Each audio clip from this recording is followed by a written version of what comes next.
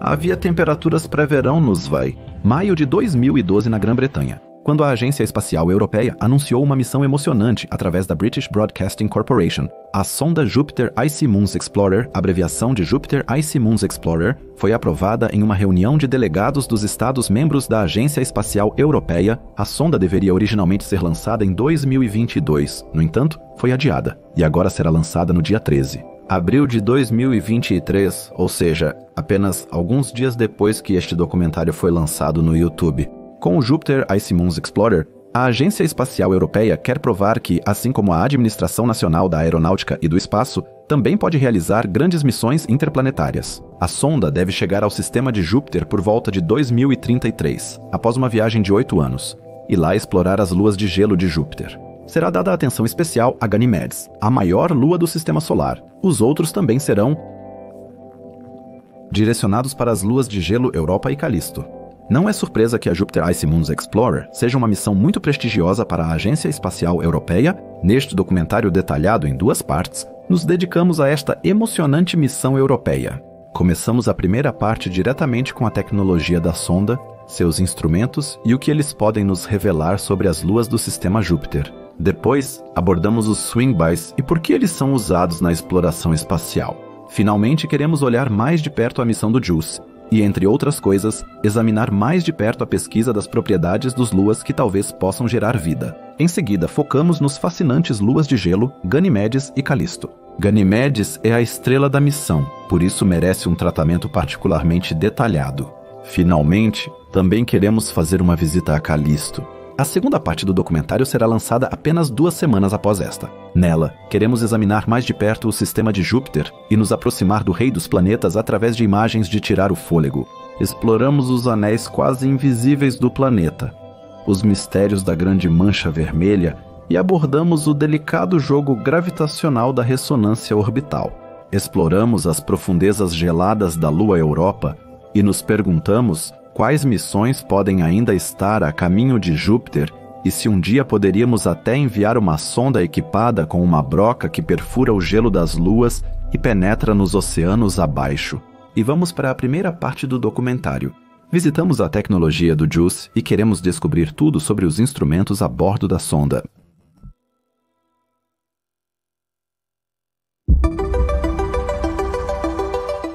Quando Jupiter Icy Moons Explorer no dia 13. Quando o Jupiter Icy Moons Explorer decolar em 13 de abril de 2023 na Guiana Francesa com um Ariane 5, será um dos maiores dias para a Agência Espacial Europeia. Não são apenas bilhões de euros investidos pelos Estados-membros na sonda, mas também o prestígio da Agência Espacial Europeia está em jogo. Os funcionários da Agência Espacial querem mostrar que podem competir com a grande irmã Administração Nacional da Aeronáutica e do Espaço e realizar uma missão interplanetária.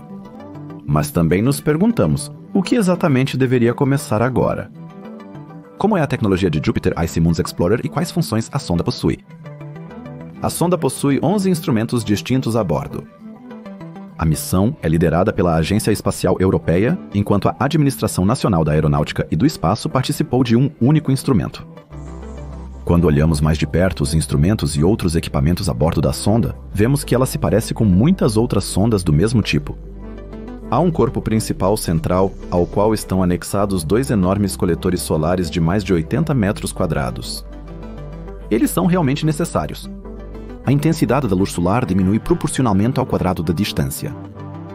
Isso significa concretamente que, como Júpiter está 5 vezes mais distante do Sol do que nós, a luz solar que chega lá é apenas 4% tão intensa quanto na Terra. Portanto, os coletores solares precisam ser muito grandes. Se o Jupiter Icy Moons Explorer fosse construído há 30 ou 40 anos, teria necessitado de um painel solar muito maior devido à baixa eficiência dos coletores solares da época. Os coletores solares se organizam como asas ao redor do corpo principal. Mas então surge a questão, como a carenagem de carga útil do Ariane 5 poderia acomodar uma sonda desse tamanho? A carenagem de carga útil de um foguete é o compartimento onde se encontram sondas ou satélites a serem transportados para o espaço. O Ariane 5 tem cerca de 17 metros de comprimento e um volume de 200 metros cúbicos. Teoricamente, os engenheiros seriam capazes de embalar a sonda longitudinalmente na carenagem de carga útil. mas os frágeis coletores solares provavelmente não sobreviveriam a tal posicionamento. O segredo do transporte é, como no telescópio espacial James Webb e outros grandes sondas e observatórios espaciais, dobrar o aparelho. Quando a sonda alcançar o espaço, os coletores solares se abrirão, revelando seu tamanho real. Juntas, elas e a sonda principal excedem 6 toneladas. Contudo, no corpo principal estão o coração e a mente do Juice. Vamos dar uma olhada mais de perto nos diferentes instrumentos agora, para que possamos entender melhor suas funções quando chegarmos aos montes de gelo mais tarde. Não examinaremos todos os dispositivos em detalhes, apenas os principais. Vários meses após o anúncio, a Agência Espacial Europeia lançou um concurso. Instituições científicas ao redor do mundo deveriam propor instrumentos que a Agência Espacial incorporaria na sonda. No 21º, em fevereiro de 2013, a Agência Espacial Europeia então publicou 11 dispositivos selecionados que deveriam estar a bordo da sonda. Todos os instrumentos estão instalados no corpo principal em forma de caixa da sonda. O instrumento se chama IANUS. Este pode ser descrito como a ferramenta mais importante da sonda, pois com ele a Agência Espacial Europeia pode tirar fotos da superfície das luas de gelo. O nome vem do latim e é escrito como Jovis Amorum ac Naturum Undiquis Quotator, traduzido como a observação de Júpiter, seus casos amorosos e descendentes. Casos amorosos porque o deus romano Júpiter, ou o deus grego Zeus, que tem uma função muito semelhante à de Júpiter, na mitologia grega traiu sua esposa Juno com Io, Europa, Calisto e Ganimedes. Correspondentemente irônico é então também a nomeação da sonda Juno, que está na órbita de Júpiter, que na mitologia romana é a esposa de Júpiter e controla seu marido infiel com seus casos amorosos, as 4 luas galileanas. Mas vamos voltar para a câmera. O instrumento construído no Japão pode capturar as superfícies das luas de gelo com melhor que 400 metros por pixel. Objetivos selecionados e interessantes devem até ser mostrados em 25 metros por pixel. Uma resolução mais alta seria possível, mas a largura de banda é limitada pela grande distância entre Júpiter e a Terra. Então, os objetivos do Sol devem ser selecionados mais rigorosamente do que os de um rover de Marte. Mas as funções de Janus não param por aqui. Com a câmera será possível ver luz solar refletida pelas luas poderá ser examinada espectralmente. Da mesma forma, o instrumento é capaz de usar laser e radar para extrair muitas informações geologicamente relevantes das luas. Outro instrumento notável é o espectrômetro de imagem dos luas em Júpiter francês, conhecido como MAGIS. Trata-se também de uma câmera com capacidade espectrográfica, foco, que pode examinar as nuvens de Júpiter e a superfície das luas de gelo no espectro óptico e infravermelho. Isso permitirá analisar em detalhes a composição das formações rochosas, de gelo nas luas geladas e do gás do planeta. O espectrógrafo de imagem ultravioleta, conhecido como Ultraviolet Spectrograph, também nos enviará imagens e informações emocionantes. Ele opera no intervalo de comprimento de onda de 55 a 210 nanômetros e poderá examinar mais de perto a exosfera das luas e a aurora de Ganimedes e Júpiter. O Ultraviolet Spectrograph também é uma câmera, mas possui uma resolução muito mais grosseira do que Janus ou MAGIS. Dele, podemos esperar informações cientificamente úteis, enquanto MAGIS e Janus nos fornecerão imagens impressionantes das luas geladas e de Júpiter. Um instrumento construído exclusivamente para Ganímedes será o Ganymede Laser Altimeter, ou Ganymede Laser Altimeter. Com este dispositivo, também construído no Japão, pulsos de laser serão disparados e refletidos pela superfície da lua de gelo. Com base no tempo de retorno dos impulsos, a sonda pode calcular as diferenças de altitude na superfície. Isso deve ajudar os cientistas a entender melhor as deformações das marés que Júpiter exerce sobre a lua de gelo. Os outros instrumentos consistem em um dispositivo de pesquisa de ondas de rádio e plasma chamado Radio and Plasma Wave Investigation, que deve investigar a emissão de radiação de rádio por Júpiter e suas luas através de 4 experimentos diferentes. Junto com o magnetômetro JUICE, os astrônomos poderão medir com mais precisão os campos magnéticos e as interações em Júpiter. Entre este e as luas de gelo, entender melhor. Um nicho que foi pouco explorado por outras sondas até agora. Também desejamos estudar mais a fundo o singular campo magnético de Ganimedes. Ele é o único satélite conhecido no Sistema Solar que possui um. Provavelmente ele possui um núcleo líquido de ferro-níquel, que é deformado pelas interações gravitacionais com Júpiter. Ferro e níquel se atritam gerando um campo magnético. Com os instrumentos a bordo da sonda, os cientistas têm muitas possibilidades para explorar as luas de gelo com mais detalhes do que outras sondas fizeram até agora. Agora queremos embarcar com o JUICE em uma viagem ao sistema de Júpiter e ver como a sonda chega ao rei dos planetas.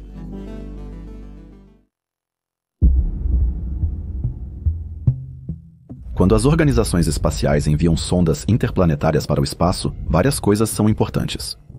O timing correto da missão, a velocidade da sonda, a direção do voo e a posição dos corpos celestes no sistema solar.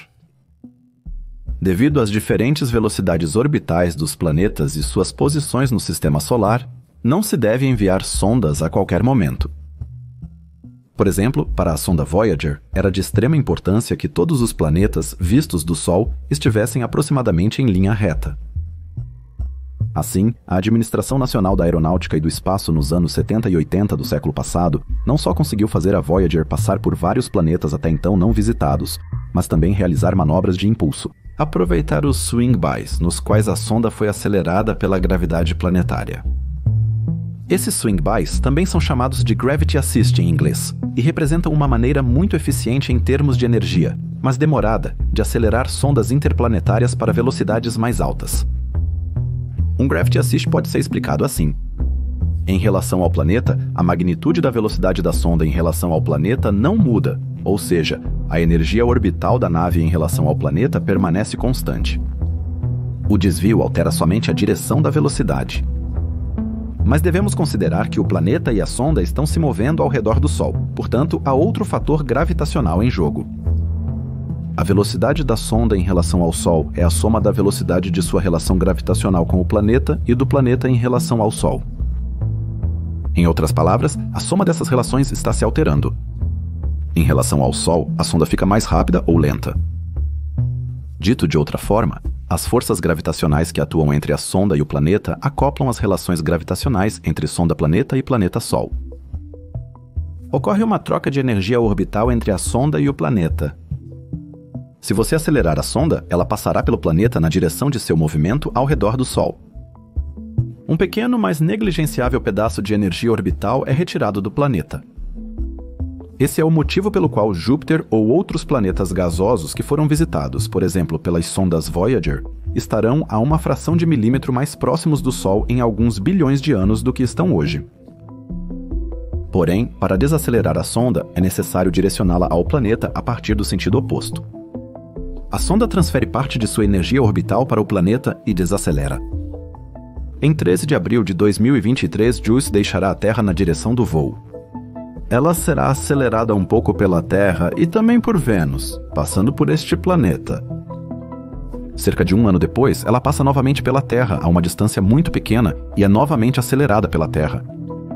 Então ela passa por Marte, é acelerada por este e agora tem uma órbita muito elíptica. Ela então retorna para o interior do Sistema Solar, é acelerada mais uma vez pela Terra e então está a caminho de Júpiter. A viagem da JUICE será muito emocionante para a Agência Espacial Europeia, pois a Agência Espacial quer descobrir muito sobre Vênus e Marte, além de Júpiter e suas luas. O dança gravitacional dos planetas não só proporciona uma velocidade de viagem aumentada, mas também uma série de imagens que podem ser observadas por entusiastas do espaço e da astronomia como nós. Depois de completar a viagem, a JUICE chega ao sistema de Júpiter com seus numerosos luas e a enorme gravidade do rei dos planetas. Lá, a missão será dividida em duas partes e no final será colocada em órbita de Ganimedes.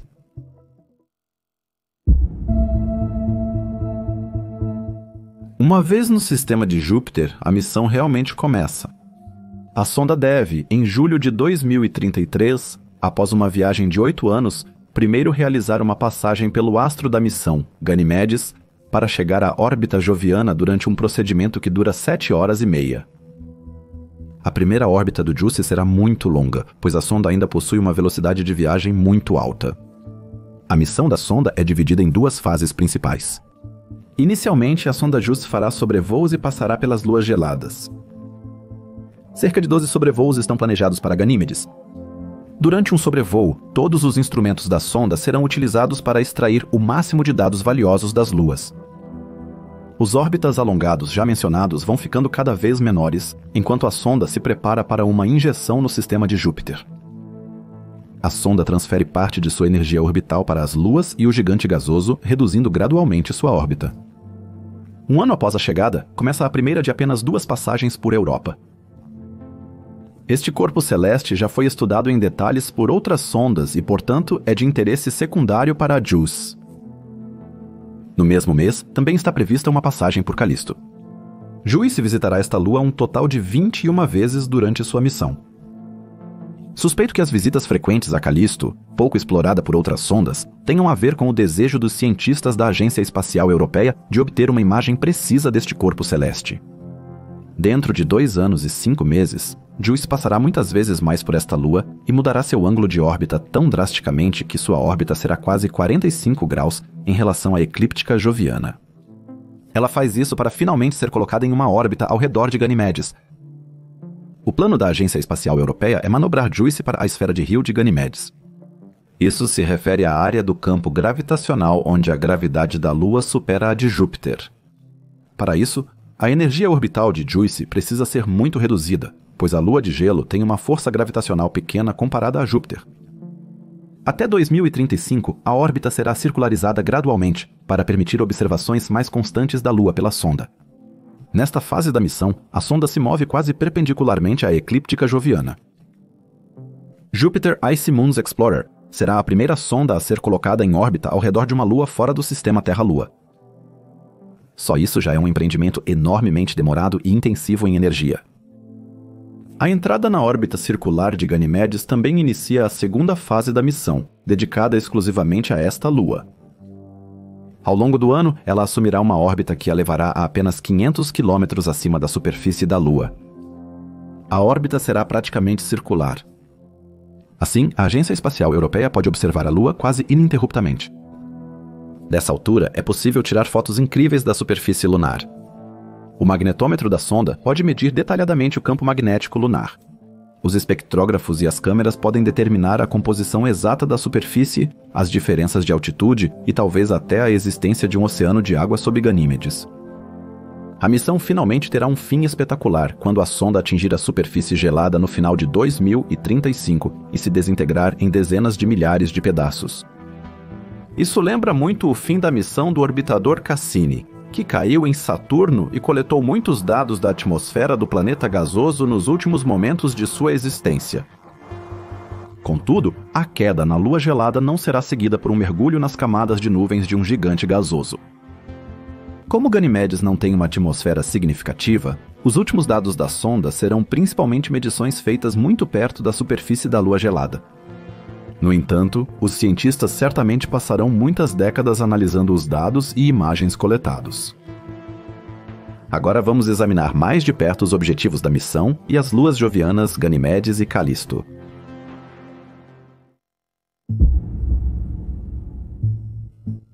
Estritamente falando, Jupiter Icy Moons Explorer já começa sua missão a caminho de Júpiter. Ela vai tirar fotos de Vênus e de Marte e até mesmo fazer imagens de um asteroide. Mas o principal trabalho será realizado no sistema de Júpiter, enquanto ela muda seu órbita inicialmente muito elíptico lentamente para uma trajetória quase circular em torno de Júpiter e entra em órbita ao redor de Ganimedes. Mas não devemos entender isso de maneira errada. O que parece simples à primeira vista, na verdade, é muito complicado. A sonda precisa liberar cada vez mais energia cinética, o que é uma tarefa difícil, considerando os muitos luas e asteroides no sistema Júpiter e a enorme gravidade joviana. Em suma, a velocidade orbital do JUICE precisa ser reduzida. Quando examinamos mais de perto os instrumentos da sonda, já tivemos uma pequena visão de sua missão. Seu principal objetivo é analisar o potencial da Lua Ganimedes para sustentar vida. Junto com a exploração de Callisto e Europa, JUICE poderá traçar uma imagem muito ampla e até agora desconhecida das luas galileanas. Acredita-se que todos os 3 luas possuem um oceano de água escondido sob uma espessa camada de gelo. Se, por exemplo, encontrássemos uma molécula orgânica em grandes quantidades na superfície de uma dessas luas, isso poderia indicar a presença de vida. Os exobiólogos não concordam sobre como essa vida seria e como funcionaria. No entanto, a descoberta de vida seria. Em um dos luas de gelo seria uma sensação científica, pois isso significaria que a vida também pode se desenvolver em condições muito adversas. Sob a crosta de gelo da Europa, a existência de um oceano de água é bastante certa, já em Calisto e Ganímede ainda não é tão certo. No entanto, é possível que esses corpos celestes sejam em grande parte compostos de água, pois estão logo antes da linha de neve do Sistema Solar. Isso se refere a uma distância do Sol, onde a água, o metano e outras moléculas podem ser encontradas em forma de gelo. Por exemplo, a maioria dos cometas se formou atrás dessa linha, pois são principalmente feitos de gelo, enquanto os asteroides se formaram mais no sistema interno e, portanto, contêm mais rochas. Além da busca por esses biomarcadores que indicam vida, as camadas de água abaixo do gelo devem ser estudadas mais detalhadamente. Os astrônomos querem usar medições de radar para ver onde estão os reservatórios de água subterrâneos e quão profundos eles estão abaixo do gelo. A superfície pouco compreendida das luas Calisto e Ganímede deve ser analisada mais detalhadamente, um projeto já realizado em grande detalhe na lua Europa. Europa já foi bastante explorada, enquanto seus companheiros gelados já foram fotografados, mas ainda não foram estudados em detalhes.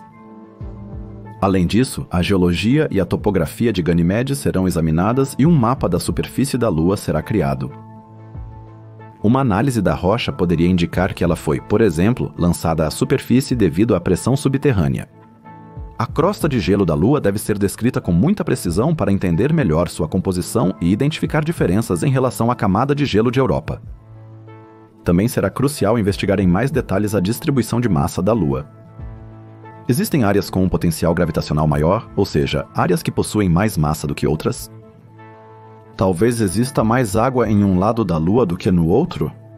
Ou poderia estar distribuído uniformemente sob o oceano de gelo? Qual é a espessura da camada de gelo? Essas perguntas poderiam ser respondidas analisando o interior de Ganímedes. Também serão importantes as duas questões sobre como se comporta sua atmosfera volátil e como ela poderia ter se formado. Além disso, os pesquisadores querem estudar as interações do campo magnético de Ganímedes com o de Júpiter usando o magnetômetro da sonda. Para a Europa, nos poucos sobrevoos, o foco será claramente na química essencial para a vida. Isso também inclui a busca por moléculas orgânicas e a formação de características superficiais e a composição do material da superfície que não é composto por água. A propósito, o JUICE será o primeiro a realizar a sondagem subterrânea do IceMond e, entre outras coisas, medirá a espessura do suposto manto de gelo de Europa.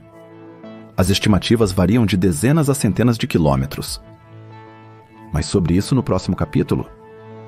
Vamos examinar de perto as bocas de gelo e fazer as mesmas perguntas que os astrônomos e operadores da missão JUICE têm sobre esses fascinantes corpos celestes. Vamos começar com Ganímedes. Finalmente chegaremos ao misterioso Calisto, um satélite que tem muito a oferecer, mas que ainda recebeu pouca atenção científica.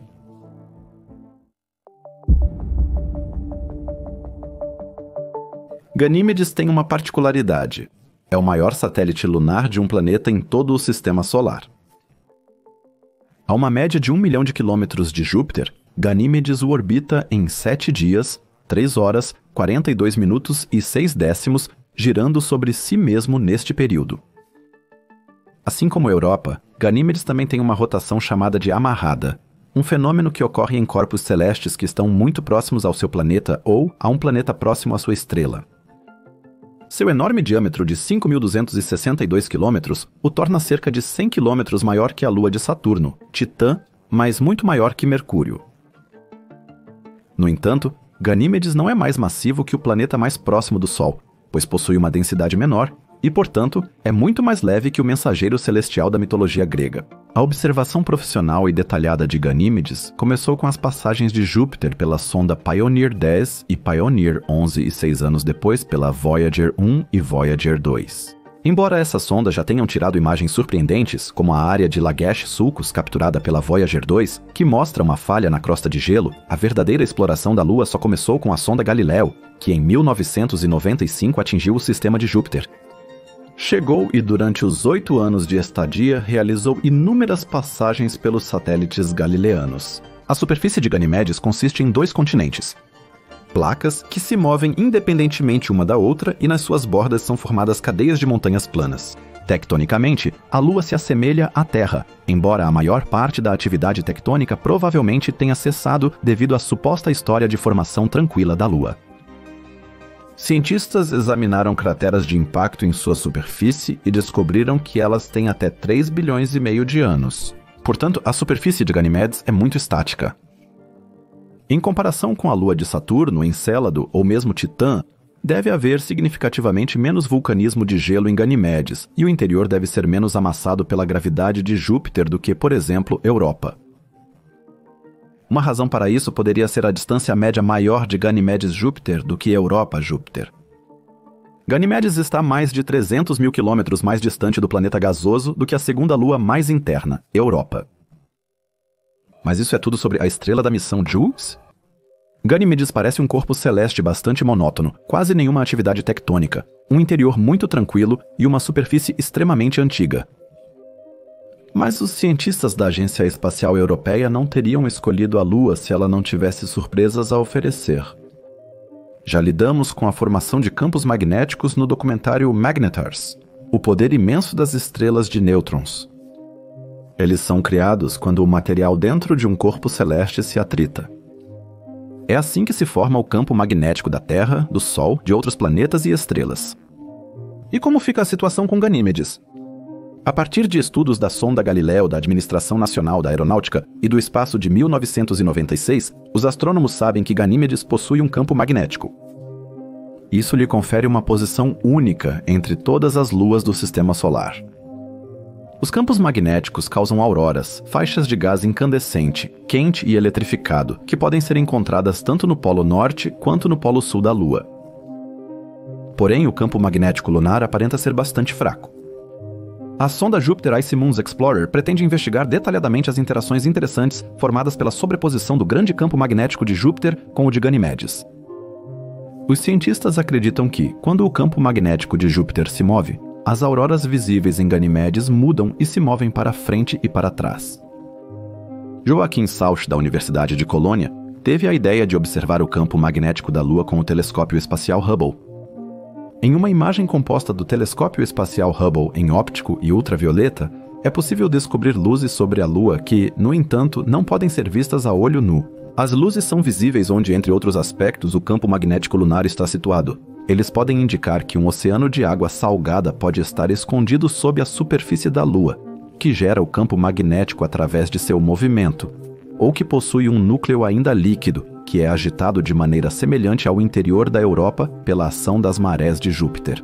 Encontramos outra surpresa com a seguinte declaração: Ganimedes parece ter uma atmosfera muito fina. Já em 1972, alguns astrônomos britânicos, indianos e americanos que pesquisavam em Java, Indonésia, observaram uma passagem de estrelas de Ganimedes. A Lua passou por uma estrela e os astrônomos examinaram as mudanças na luz das estrelas causadas por Ganimedes. Eles descobriram vestígios de hidrogênio e estimaram a pressão atmosférica em apenas 1 microbar. Enquanto a Voyager passava pelo planeta apenas 7 anos depois, ela não descobriu nenhuma atmosfera durante um eclipse do provável binário K Centauri em outro comprimento de onda. A observação dos astrônomos de Java ocorreu no espectro óptico. Apenas 16 anos depois, evidências de uma atmosfera foram encontradas usando o telescópio espacial Hubble, que examinou a Lua no ultravioleta distante. O telescópio detectou uma cintilação. Quando o oxigênio molecular é separado por impactos de elétrons, o ar é excitado e cintila. Agora poderíamos pensar que qualquer vida sob a camada de gelo produziria esse oxigênio. Contudo, astrônomos da Administração Nacional da Aeronáutica e do Espaço consideram isso improvável. O oxigênio é mais provavelmente produzido quando o gelo de água na superfície de Ganimedes é dividido em hidrogênio e oxigênio pela radiação. Em outras palavras, a superfície da Lua erode devido à radiação e perde pequenas quantidades de material para o espaço. Medições similares foram realizadas na Europa. Logo, não se pode afirmar que a atmosfera é constante. Provavelmente, a camada de gás em torno das duas luas, talvez até mesmo em Calisto, seja extremamente volátil e seja levada pelo vento solar. Ganimedes foi formado junto com Júpiter. Isso significa que a Lua nasceu do disco de acreção que cercava o planeta gigante. Continua na segunda parte do documentário. Ferro e níquel se acumularam no interior da Lua e formaram seu núcleo, enquanto camadas de rocha e, finalmente, água e gelo se acumularam sobre ele. Estima-se que toda a água de Ganimedes armazenada no oceano e no gelo seja várias vezes o volume de H2O terrestre. a Lua também parece possuir uma estrutura única. Antes da virada do milênio, astrônomos suspeitavam que suas camadas de gelo e água fossem formadas como um sanduíche. De acordo com essa hipótese, existe uma camada de água sob a camada de gelo superficial e outra camada de gelo abaixo dela. No entanto, um estudo publicado em 2014 mostrou que poderia haver várias camadas de água separadas por camadas mais finas de gelo. De acordo com a pesquisa, a camada inferior está em contato com a rocha lunar, provavelmente a 800 km de profundidade. As temperaturas da água nessa profundidade poderiam ser bem mais altas devido à maior pressão, comparando com a camada abaixo da primeira de gelo. Ganymedes está em rotação sincronizada, com um lado sempre voltado para Júpiter e outro sempre na direção oposta. No lado oposto ao gigantesco planeta, estende-se a região Galileu Régio, que com um diâmetro de 3.200 km, cobre cerca de 1/3 deste lado e pode ser vista aqui em uma foto no canto superior esquerdo. Esta planície está repleta de crateras e pode até ser observada em grandes telescópios da Terra. Uma região com essas dimensões deve representar o remanescente de um enorme evento de impacto desde os primórdios da Lua. O impactador certamente media vários centenas de quilômetros e alterou a composição e a aparência da Lua para sempre. A região está coberta com material antigo e muito escuro, cercado por gelo mais claro e mais jovem. Os cientistas estimam que essa região tenha 4 bilhões de anos. Devido a essa idade avançada, parece que as regiões polares da Lua sempre foram equipadas com uma camada de gelo mais espessa e imóvel, enquanto no Equador é mais provável encontrar gelo mais fino. Outra estrutura extremamente incomum é chamada de Tiamat Sulcus. Trata-se de uma faixa de terreno de 2.000 km de comprimento, cheia de sulcos perto do Equador, que é interrompida por uma falha. Os sulcos têm 14 sulcos paralelos ao norte e 20 ao sul. Não está claro como essa deformação do terreno ocorreu. Alguns cientistas acreditam que sejam estruturas semelhantes às listras de tigre em Europa. Trata-se. Portanto, o sulco Tiamat pode ter sido formado pelos movimentos do gelo quando ainda estava ativo. Atualmente, a Lua aparentemente é quase geologicamente inativa e pode ser considerada mais como um mundo morto. Eu digo a palavra aparentemente de propósito, porque o JUICE certamente vai desvendar alguns segredos da Lua. Imagino a sonda possivelmente descobrindo placas de gelo em movimento ou até mesmo criovulcões extintos que passaram despercebidos por outras sondas. Infelizmente, levará muitos anos até recebermos as primeiras imagens do JUICE. Esperemos que meu canal ainda exista até lá, para que talvez haja um documentário de acompanhamento sobre isso.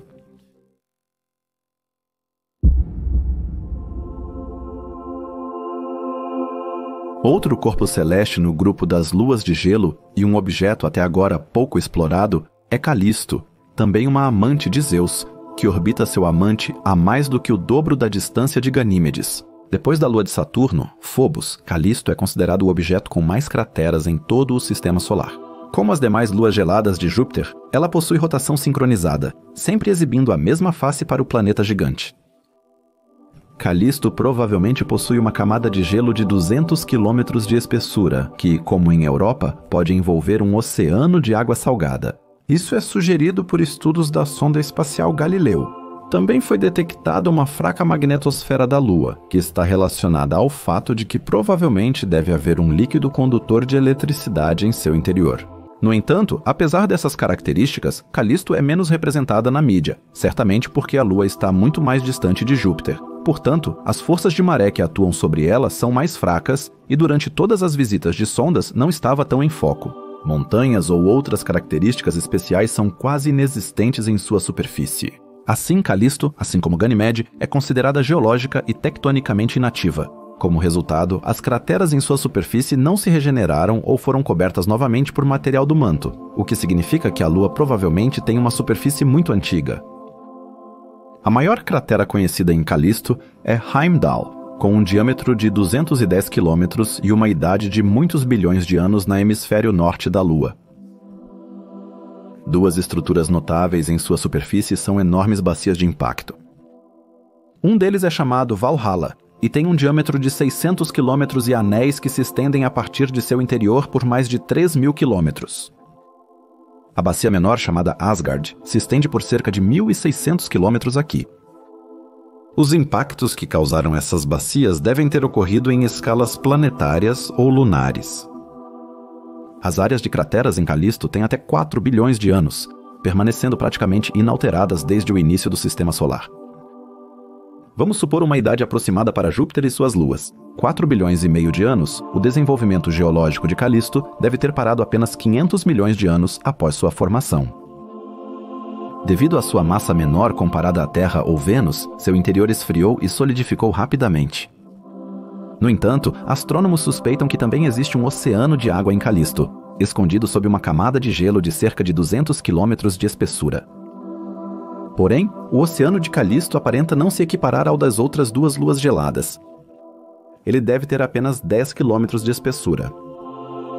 Medições magnéticas da sonda Galileu sugerem isso.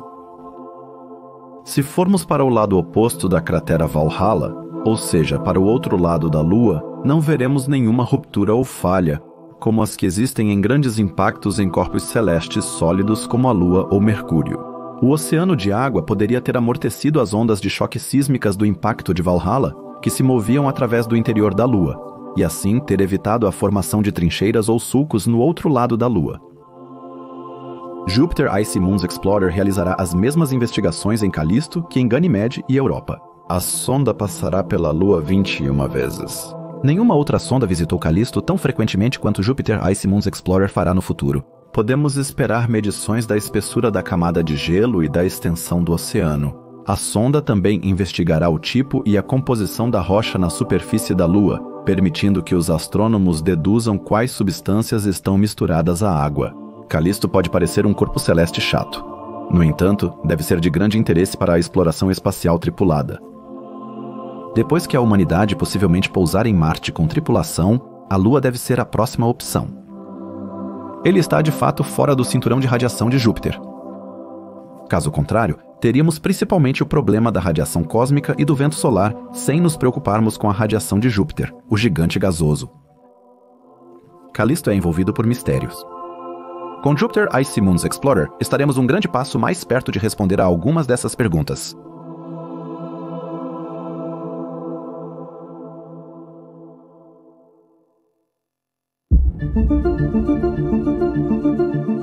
Nesta primeira parte do documentário, conhecemos em detalhes a missão da sonda JUICE, seus instrumentos, viagem e, finalmente, a lenta descida de sua órbita em torno de Ganymede. JUICE investigará todas as 3 luas de gelo, passará 21 vezes por Calisto, mas se concentrará principalmente em Ganymede, a maior lua do Sistema Solar.